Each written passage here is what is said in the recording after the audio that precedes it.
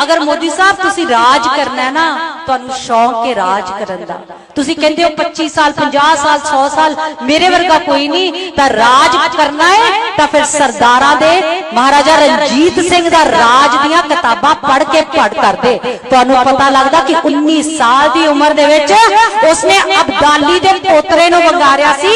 क्यों अब्दाली दे पोतरिया, तेनू चढ़क सिंह दा पोतरा जो वंगारदा और 1799 दे विच लाहौर फतेह कीता सी, 1800 च जम्मू, 1802 दे विच अमृतसर और उस तो बाद करदा करदा 1823 दे विच एडा वड्डा राज सिख राज उन्हें कर दिता सी, जेड़ा बंदे दी सोच तो ऊपर ये राज सीगा। और उसका दूसरा पक्ष दसदी हां, और उस राज का दूजा पक्ष दसदी हां कि जदों अकाल पिया सी महाराजा रणजीत सिंह दे राज दे विच, ते पता की कीता सी उन्हें धादे वांगू गदामां ते जिंदरे नहीं मार दिते, उन्होंने किसानां दे गले नूं नहीं सी पै गया, उन्हें अपने अनाज दे भंडार खोल दिते सी। एक बजुर्ग माता सी, वो अपना लोहे दा तवा लेके आई, बहुत सारे ने कहानी पढ़ी होई, तो उहदे पैर दे नाल रगड़न लग पई।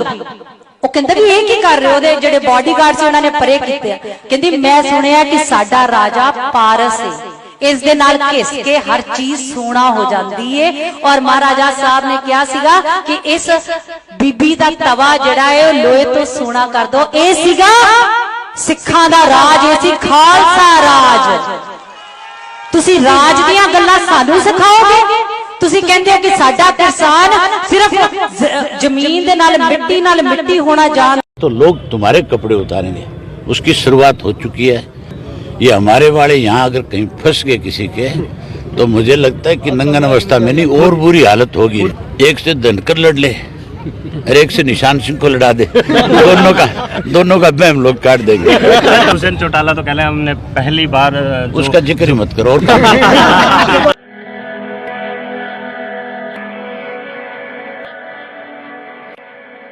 और का सत्र चल रहा था उस वक्त जब ये किसान आंदोलन शुरू हुआ था, तब मैंने कहा था तुम कपड़े उतार करके डिमांड करते थे और कहते थे कि गेहूं के दाम कम मिल रहे हैं, किसान को इस देश के अंदर कमजोर किया जा रहा है। मैं बोला पहले तो तुम कपड़े अपने उतार करके इस तरह के लोगों में एक सहानुभूति बटोरने का काम करते हो, लेकिन जिस ढंग से आज तुमने फैसले लिए, अब जब लोगों के बीच में जाओगे तो लोग तुम्हारे कपड़े उतारेंगे। उसकी शुरुआत हो चुकी है। पंजाब में एक एमएलए को बिल्कुल नंगन अवस्था के अंदर लोगों ने कपड़े उतार करके भगाने का काम किया।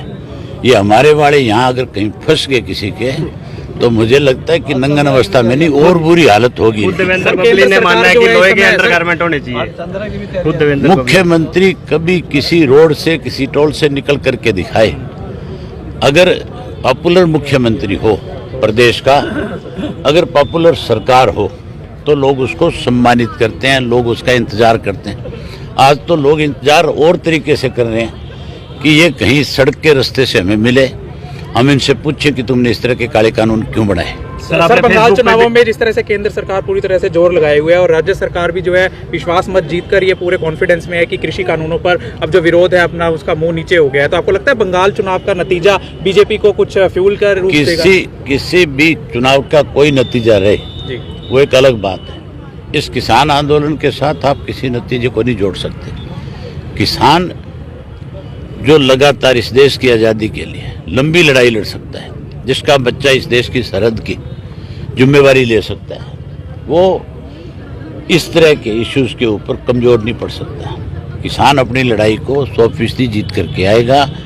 सरकार को अपने जो कानून बनाएंगे इनको वापस लेना पड़ेगा। सर 2 बाई इलेक्शन है हरियाणा में और धनखड़ ने बोला है कि जजपा भाजपा तैयार है। एक से धनखड़ लड़ ले और एक से निशान सिंह को लड़ा दे, दोनों का बैम लोग काट देंगे। सर आपने फेसबुक पे एक पोस्ट डाल दिया कि हरियाणा में बाहर से आने वाली फसलों को नहीं घुसने दिया जाए, बॉर्डर पे रोक लिया जाए, जबकि सरकार कृषि कानूनों के माध्यम से कह रही है कि किसान कहीं भी फसल बेच सकता है। तो ये भेदभाव नहीं है सरकार की तरफ से। प्रधानमंत्री तो ये कहता है कि किसान अपनी फसल कहीं ले जाए, हमने इस तरह का कानून बना दिया। आज अगर राजस्थान का किसान हरियाणा में फसल बेचने आए, ये कहते हैं हम फोर्स खड़ी कर देंगे, तो फिर ये दोहरी नीतियां हैं कि नहीं है? इसका मतलब जो बात ये कह रहे हैं उसको पूरा करने की बजाय ये कहीं ना कहीं लोगों को गुमराह करने का काम दुष्यंत चौटाला तो कह रहे हैं हमने पहली बार उसका जिक्र